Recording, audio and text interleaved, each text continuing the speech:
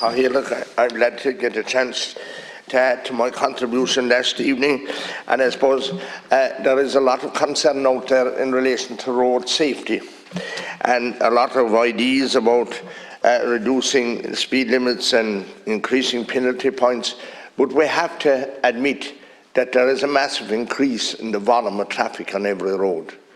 And in that regard, I'm calling for our roads to be upgraded, because many of them were built in the 1800s, maybe the late 1800s, and haven't been improved much since. The Killarney bypass, otherwise known as the Kerry-Cork economic corridor, that has been shelved this year by Minister Ryan, and that's unfortunate, because there are days that there's 23,000 vehicle movements on this road. Minister, I'm calling you to revisit this and ensure, after 24 years, surely we're entitled to get that relief road built.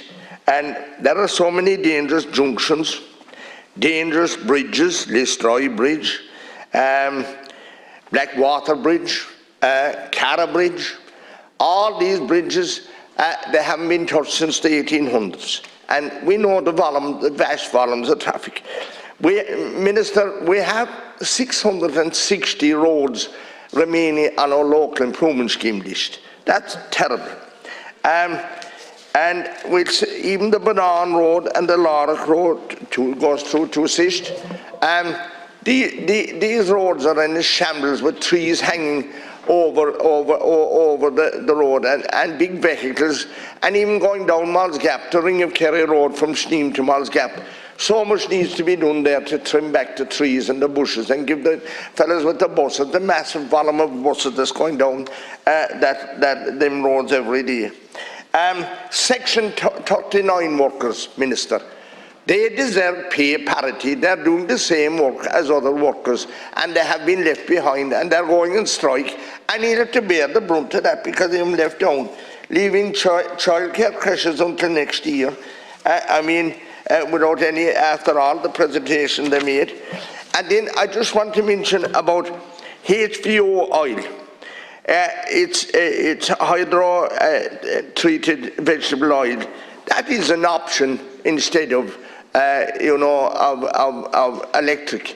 And you could use everyone could use the cars they have, and besides putting them to the expense of electricity and of electric cars, and you're not giving that a fair chance. And there's a facility in Ringaskiddy for storing this, and what I'm asking to do in relation to this, and I got support, I raised it last night, to reduce the tax on it, to make it an option.